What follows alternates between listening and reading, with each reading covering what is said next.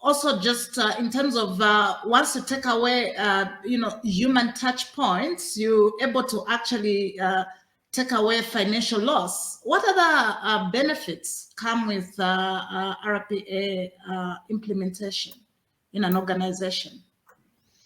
So some of the benefits that we've profiled across, working many different customers. So we do keep tab on that as much as possible. Sometimes the organizations are happy to share these data points, sometimes they're not. But from the customers that we've worked with closely and profiled, typically we find that we can affect revenue growth in organizations by, I'd say, up to 20%. Again, profiled. Customer experience can be improved by as much as 50%. So imagine, if employees no longer have to act on these manual and repetitive processes, and you can deploy your employees into areas where they're really going to benefit the company. So meaning, for instance, better interaction and more regular interaction with your customers, you can drastically improve that customer experience. Other areas I've mentioned, the cost saving, which we find on average is at least about 30%. We've had many projects that Tina and I have been engaged in where that cost saving can go to 40 or 50%. So it can be very significant cost savings where you can reduce the cost of the customer. We also find that there's a very significant impact that we have on the operational metrics for organizations that we work with. So typically, we can improve the operational metrics like accuracy, cycle times, productivity, and those kind of things. We can improve that by 30 or 40%.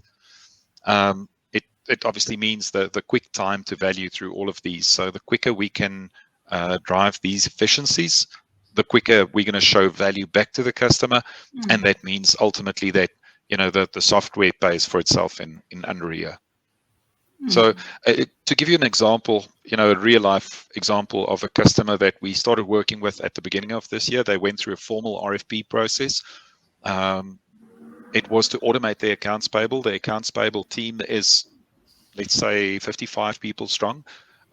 They transact thousands of invoices on a monthly basis. And they wanted to find the efficiency because they didn't have headcount in order to just keep adding more and more people to the organization, but yet the organization was growing. So what they decided was, offset some of the inefficiency that they have in accounts payable, and that they can use the people then in other areas where they're short-staffed. So that's exactly how this played out. And the impact of the deployment of this accounts payable process, we managed to take down the average time it took them to process an invoice and get it uploaded into the system, and get everything ready for the invoice was about 6 minutes. Using the software bots, we managed to take that down from 6 minutes per invoice down to 8 seconds per invoice. So extremely fast. So that drives that efficiency and frees people up then to do better things. Apply their mind into more areas that's more stimulating and beneficial for the company. Wow, that's amazing. Hey, from 6 minutes to 8 seconds. Yeah, that's great value right there for investing in the software robots. Let's look at steps that an organization would have to follow when implementing RPA, if they are to implement RPA successfully. What steps would an organization embark on? Sarah, typically organizations go through 3 phases when they start using automation technology. So there's the actual start, and in the start we find that typically they would treat it almost as a proof of value. So let's see what the impact is of this technology in our organization, how it's adopted, how we can really grow with this. So is it going to accommodate in our organization, and does it really deliver the value that it says on the box? So the start, typically we find that our customers identify between 3 to 5 processes, and they will then embark on this journey to automate those 3 to 5 processes over the next, let's say, I'd say around about 4 to 6 months. Typically, you don't want to start with the most complex processes. So find something in the organization that is that can be high value, that can take away the most amount of time and energy for people to move, information between different systems. So find something like, for instance, moving data from this application to the next, which a lot of people spend time on. So once you implement that, that will give you some, let's call it internal currency in the organization, then where a lot of people will then take notice of these projects, and they'll also think, how can we also use this technology in our space? Whether that started off in finance and now the operations manager is thinking, how can I potentially also automate certain processes? And that's where you start getting into the transform phase. So or the scale phase. So scaling is where it was mainly in one division or business unit, and now this automation capability is starting to spread across multiple business units within the organization. Maybe it started in finance, now it's going to operations and HR and IT, etc. Typically in the scale phase, we find that organizations then start to deploy this into more business units, and there you find that they typically automate between 15 to 40 or 50 different processes.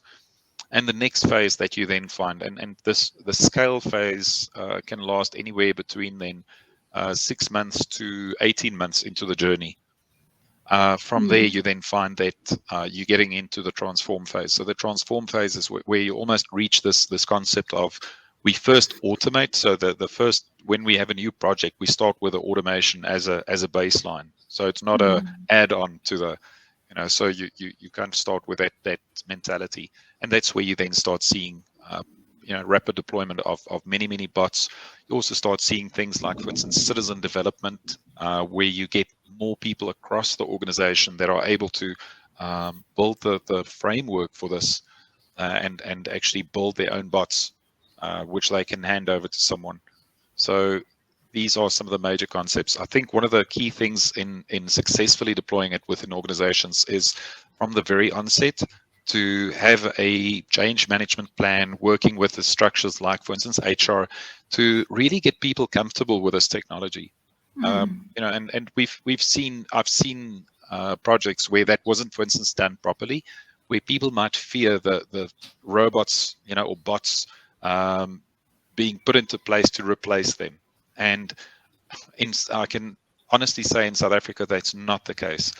Across the organizations that we work with, the automation is put into place to free up people's time, so we can use people in other areas where they can be a lot more useful to the company.